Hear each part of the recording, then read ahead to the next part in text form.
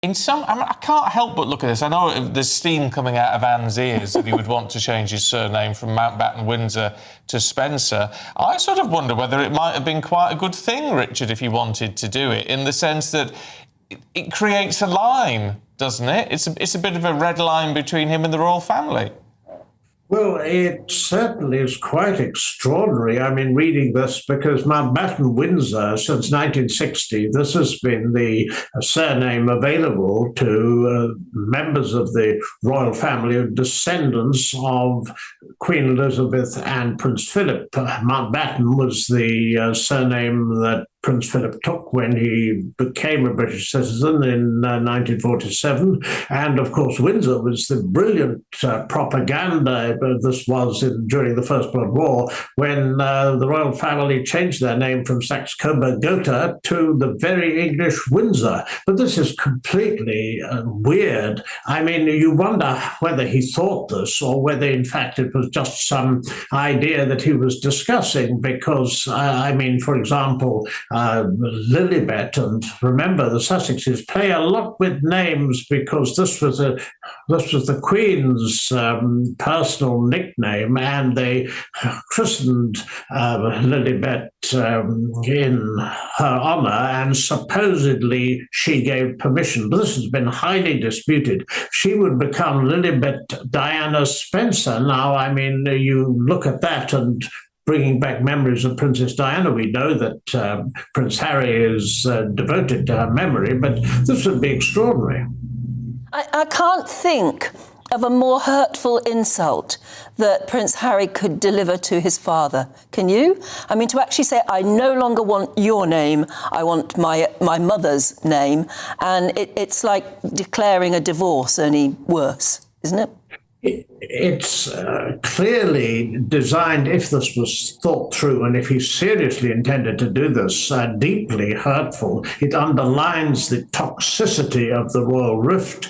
You wonder precisely what else the Sussexes could do. I mean, remember, they've been attacking until relatively recently. Then we had Harry on the BBC with all sorts of accusations, some of them rather fantastic, in my opinion.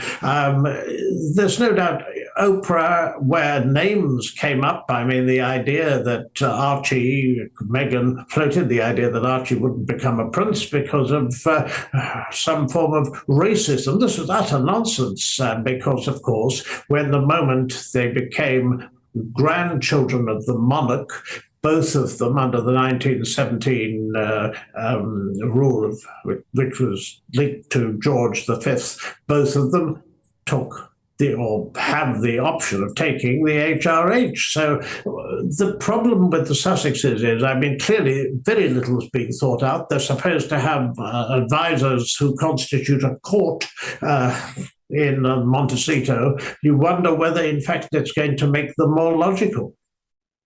Yes, I don't know. Richard, good to see you. Thank you very much indeed. Hello, everyone.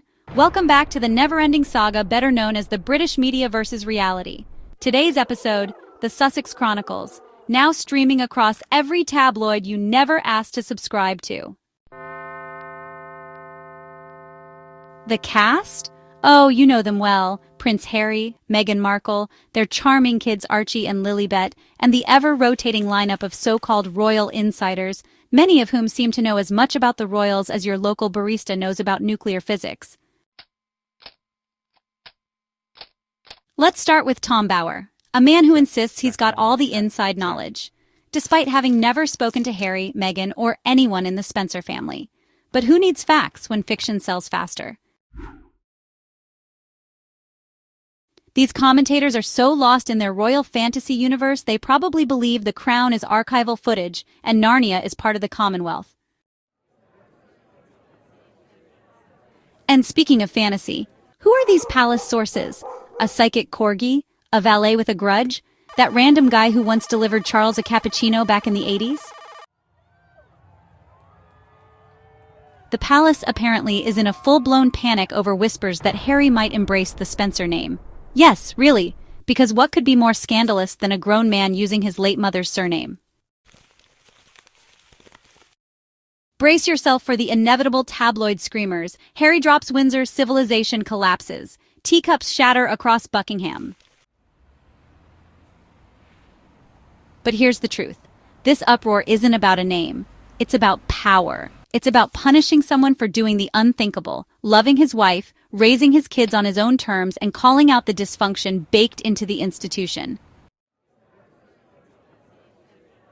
And while this family drama unfolds, the royal PR machine rolls on, stuck in its greatest hits. Blame Meghan, undermine Harry, repeat, then toss in a royal wedding or a novelty hat to distract the public.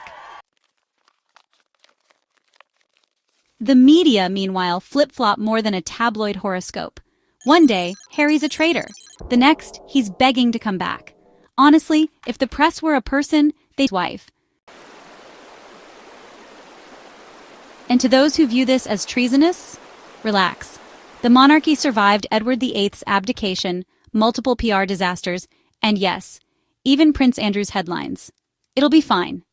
Check. Check one. Check. Check. Bottom line, let Harry live his life. Let his family breathe. And can we please stop treating every random leak as gospel truth? Most of these palace scoops have all the credibility of a fan fiction blog. Now let's talk about the real elephant in the room, the eerie echoes of how Diana and Meghan were treated. Diana was stalked, scapegoated, and gaslit until her life ended in tragedy. Meghan was vilified, dehumanized, and pushed to the edge, only to be told it was just bad press. The palace's response? Nothing. No statement, no support, just silence and strategic leaks to throw her under the bus when it suited them. It's like watching someone spot a fire and respond by throwing gasoline on it, then blaming the flames for being too hot. If this were a romantic comedy, the royal institution would be the emotionally unavailable ex who disappears, then spreads rumors you were too needy for expecting common decency. So now, with talk resurfacing about Harry possibly taking the Spencer name, royal traditionalists are in full panic mode. How dare he turn his back on the Windsor legacy? Let's be honest. If you'd endured what Harry has, you'd not only drop the surname, you'd leave the group chat, block everyone, and RSVP no to Christmas for life. Harry reconnecting with the Spencer name isn't petty, it's poetic. It's him rewriting the story on his own terms. Think of it like deleting your ex's playlist, changing your number, and getting a tattoo that says, "Mom had my back when no one else did." While royal biographers chase fiction like it's fact, the real scandal sits quietly in plain sight. An institution that failed one woman is now repeating the exact same failures with another. Meghan's not the problem. Diana was never the problem. The system is the problem. And unless that system evolves, the monarchy will continue staging the same sad drama, just with new faces and better lighting. So let's quit pretending this story is about a name, a memoir, or a Netflix special. The real crisis is a royal machine more obsessed with maintaining its image than protecting its people. And now we arrive at the latest chapter, the palace's quiet fury over the Spencer family's unwavering support for Harry. Yes, that's the scandal. That Harry's maternal family has done the shocking, the outrageous, the human thing, and stood by him with kindness, loyalty, and love. And in classic palace form, where genuine emotion is seen as a PR liability, the response has been a blizzard of backhanded leaks and whispers. Suddenly, we're told Harry might be disappointed in the Spencers, that taking their name would be an act of rebellion, not respect. So now we're meant to believe that Harry is simultaneously estranged from the Spencers and desperate to claim their name. It's like saying someone hates their neighbor but keeps showing up for Sunday roast. These narratives aren't just shaky, they're laughably self-contradictory. But they keep coming because the goal isn't clarity, it's confusion. Confusion that distracts from one inconvenient truth. The Spencers have given Harry the unconditional support the Windsor side never quite managed. While Charles and William stay strategically silent, the Spencer family has shown up, in photos, in private, and perhaps most importantly, in spirit. Their presence highlights, in stark contrast, the emotional absence of Harry's paternal relatives. And that's a branding disaster the palace can't spin. So here comes the counteroffensive: sow doubt, invent conflict, push the narrative of estrangement, all in an effort to regain control of a story that's long since slipped away and landed in Harry's own hands. And that's what's so revealing. It's not just the dishonesty, it's the desperation. The palace PR playbook is so transparent at this point, they may as well issue a memo titled, "We're jealous of the Spencers. Kindly look elsewhere." By trying to weaken Harry's bond with his mother's family, the palace is only confirming the very thing he's been saying for years, that this isn't about tradition. It's about image. It's not about family. It's about control.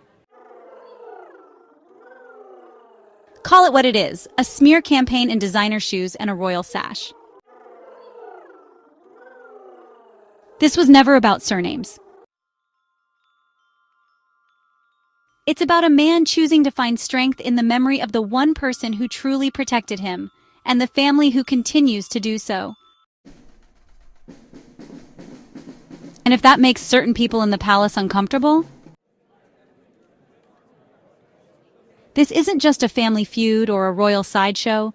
It's a mirror held up to a centuries-old institution that's struggling to find its place in the modern world.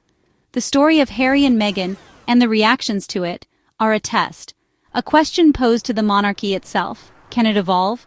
Can it protect its own? Can it accept change without clinging desperately to outdated symbols and rules?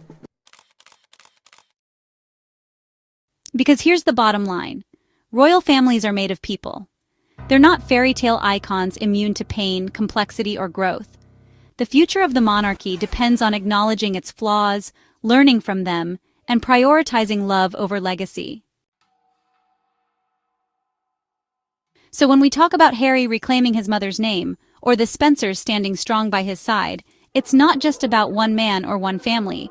It's about the possibility of a new chapter, one where authenticity and healing are more valuable than tradition and control. If the institution can embrace that, it may not only survive, it might finally start to thrive. And that, more than any headline, is the real story worth following.